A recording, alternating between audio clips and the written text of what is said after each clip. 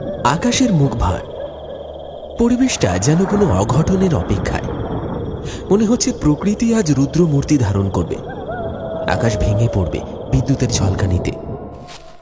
এমন পরিবেশে শুকনো পাতার উপর মশ মশ শব্দ তুলে সন্ডা গোছের দুজন লোক দ্রুত এগিয়ে যাচ্ছে। তাদের দুজনের মুখই কেমন যেন ফ্যাকাশে। মাথার ঝুড়িতে রয়েছে গোটা কয়েক সদ্য মরা মাছ। তাদের কাঁধে ঝুলছে নাইলন দড়ির মোটা ফাঁদির দুটো জাল। আর ভালো লাগছে না একদম। সংসারের বোঝা টানতে টানতে হাঁপিয়ে গেছি। হাতে একটাও টাকা নেই, শুধু দুশ্চিন্তা। রাতে ঘুমও আসে না। এভাবে আর কতদিন চলবে সত্যি বুঝতে পারছি না। ঠিক বলেছিস, এবার মনে হয় পথে ভিখারি হতে হবে ছেলে আর বউকে নিয়ে। কানা নদীতে মাছ একদম নেই, বাজারে বিক্রি করার মতো কিছু না পেলে খাবো কি? আরে কারণটা হলো ওই বাঁধটা। ওটা দেওয়ার পর থেকেই তো মাছেরা ভয় পেয়ে এইদিকে আসা বন্ধ করে দিয়েছে। হ্যাঁ, কিন্তু এইভাবে চললে তো আর না খেতে পেয়ে মরতে হবে। কিছু তো একটা ব্যবস্থা করতেই হবে। গোবিন্দ আর বীরের প্রতিটি শব্দে বেকারত্বের চাপা কান্না যেন শোনা যাচ্ছে। ছেলেদের হাতে টাকা পয়সা না থাকলে যা হয় আর কি। আসলে গ্রামের সকলেই কম বেশি চাষাভুষো মানুষ, আর যাদের জমি জায়গা নেই তারা ওই কানা নদীর ছোট বড় মাছ বেচে সংসার চালায়। কিন্তু কদিন যাবৎ মাছের বাজার খুব মন্দা। পুব পাড়ার কাছে নদীতে কাঁচা পাকা বাদ দেওয়ার জন্য এসব ঘটছে, এটাই তাদের ধারণা। হাঁটতে হাঁটতে বীরের দৃষ্টি পড়ল কিছুর ওপর, এবং সে দাঁড়িয়ে গেল। এই গোবিন্দ, ওইখানে ওইটা কি রে? যোগ জলার ওপর ওইটা কি? বীরের ইশারাতে গোবিন্দ গাছের ফাঁক দিয়ে দেখতে পেল প্রবল জলোচ্ছ্বাস। যোগ জলার সমস্ত জল যেন উপর দিকে উঠে ভাসছে বাতাসে। গোবিন্দ বলল, আরে বাপরে, কি হচ্ছে রে ওটা? ও কি ভয়ঙ্কর! আরে আমার মনে হয় আমাদের একবার ওই জলার কাছে যাওয়া উচিত। ওখানে গিয়ে দেখলে সব স্পষ্ট হয়ে যাবে। এমন একটা অবিশ্বাস্য ব্যাপার চোখের সামনে ঘটতে দেখে গোবিন্দ একেবারে নির্বাক আর জ্ঞানশূন্য হয়ে পড়ে। গাছের ফাঁক দিয়ে দেখা যাচ্ছে যোগ জলার বুকে জমাট বেঁধেছে কালো মেঘের আঁধার। জলের উপর ঘূর্ণিঝড় আকাশে মিশে গেছে, কিন্তু কোথাও এতটুকু হাওয়া নেই। বীরে, এই বীরে, আরে এই বীরে, কি হয়েছে? শুনছিস? কেউ যেন ফিস ফিস করে কি বলছে, বুঝতে পারছিস? কই না তো, কিছুই তো বুঝতে পারছি না। চল তো গিয়ে দেখি কি হচ্ছে ব্যাপারটা।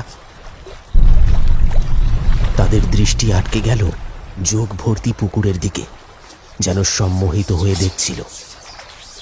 আর এক পা করে এগিয়ে চলল সেই জলার দিকে। জলার সমস্ত মাছ ঘূর্ণিঝড়ে পাক খেয়ে ডাঙায় এসে পড়েছে।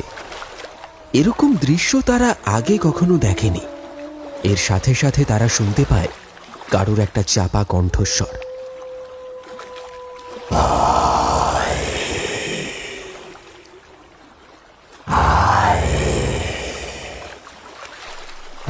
বলছি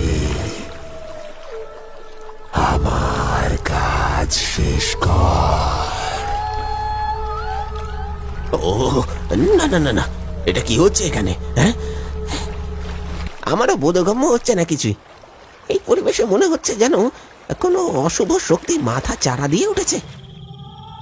জলার কাছাকাছি আসা মাত্রই তাদের নজর পড়ল চারিদিকে নিস্তব্ধতা। কোনো মানুষের চিহ্ন নেই, মাছ ছাড়া আর কোনো কিছুই নেই চারপাশে। আর জলা থেকে কেবলই সবুজ ধোঁয়া বের হচ্ছে।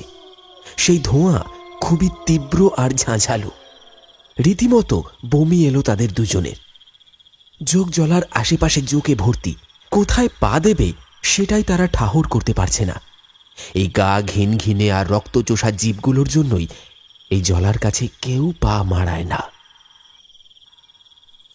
এ তো বিশ্বাস হচ্ছে না। এখানে এখানে আসলে কি চলছিল? হ্যাঁ বিয়ে, এই ব্যাপারটা নিয়ে আমার মনে একটা খটকা লাগছে। মনে হচ্ছে কোনো বড় রহস্য কিছু লুকিয়ে আছে।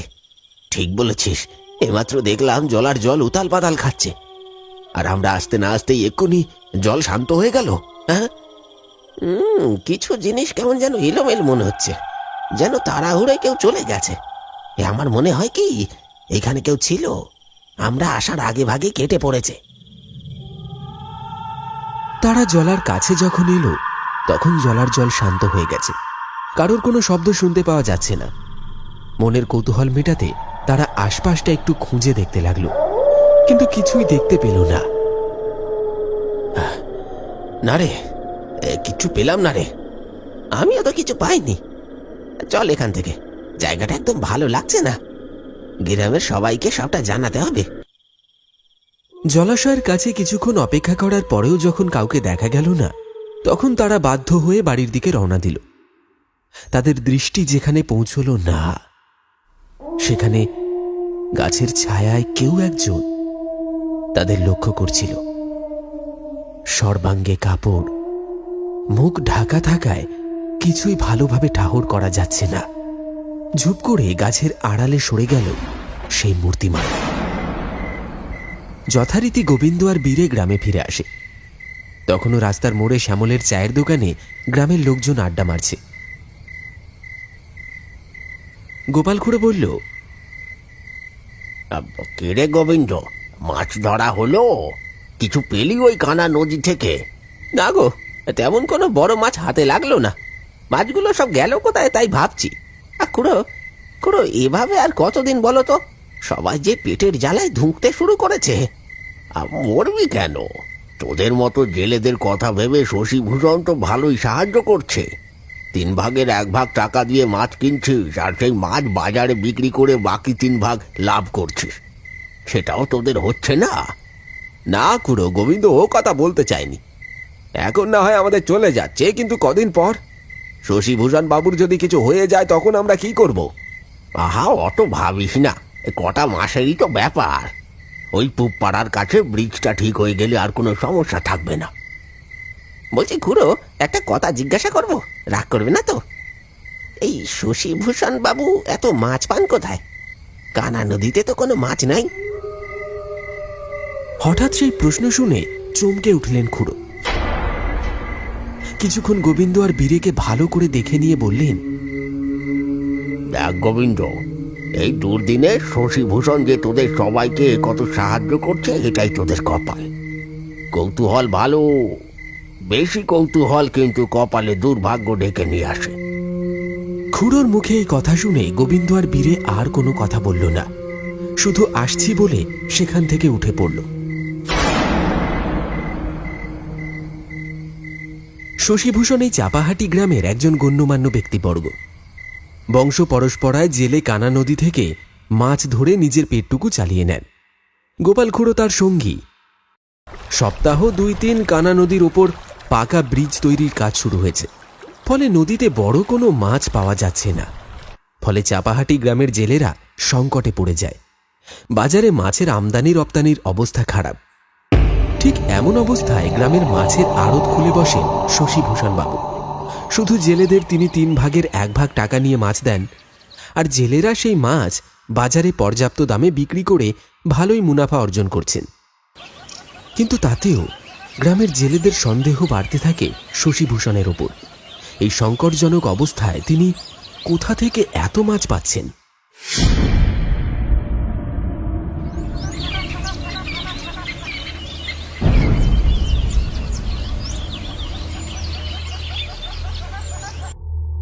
ও খুড়ো, কত করে নিচ্ছ মাছ? প্রতিদিন জানি, রুই 60 টাকা কেজি আর কাতলা 80 টাকা কেজি। বলছি একটু কম হবে না? তাহলে কেজি 2 নেব। না রে বাপ, 2 কেজি নে আর 10 কেজি নে, বাজারে সবার এক দাম। তাহলে আর কি হবে, দাও 250 রুই মাছ দাও।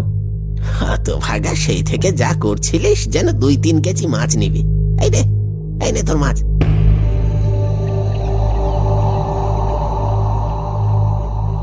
সকাল হতেই গ্রামের জেলেরা শশীভূষণ বাবুর কাছ থেকে মাছ নিয়ে বাজারে বসে পড়েছে মাছ বিক্রি করতে। গ্রামের সবাই টুকটাক জিনিসপত্র নিয়ে বাজারে বিক্রি করতে আসে। প্রতিদিন বাজার বসে সকালে, আর রবিবার বসে হাট। গোবিন্দ আর বীরে দেখল গোপাল খুড়ো সব গোছাতে শুরু করেছে। কি খুড়ো, কি হলো? এখনই উঠে পড়ছো নাকি? হ্যাঁ রে, আজ একটু কাজ আছে, তাই বাড়ি যাচ্ছি। তোরা বাজার ঘাট কর, কাল দেখা হচ্ছে হাটে, কেমন? আর কোনো কথা না বাড়িয়ে গোপাল খুড়ো বাড়ির দিকে রওনা হলো। তারা খুড়োর দিকেই তাকিয়ে রইল। বুঝলি বীরে, আমার মন বলছে এই গোপাল খুড়ো আর শশীভূষণ বাবু কিছু একটা কাণ্ড কারখানা ঘটাচ্ছে।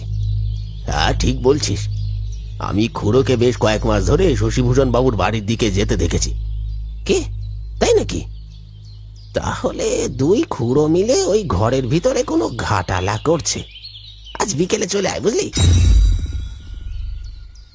আজ বিকেলে তারা শশীভূষণ বাবুর বাড়ির উপর নজর রাখবে বলে ঠিক করে। যথারীতি সকাল গড়িয়ে দুপুর, দুপুর গড়িয়ে বিকেল হয়। তারা এসে হাজির হয়েছে শশীভূষণ বাবুর বাড়ির সামনের জঙ্গলে।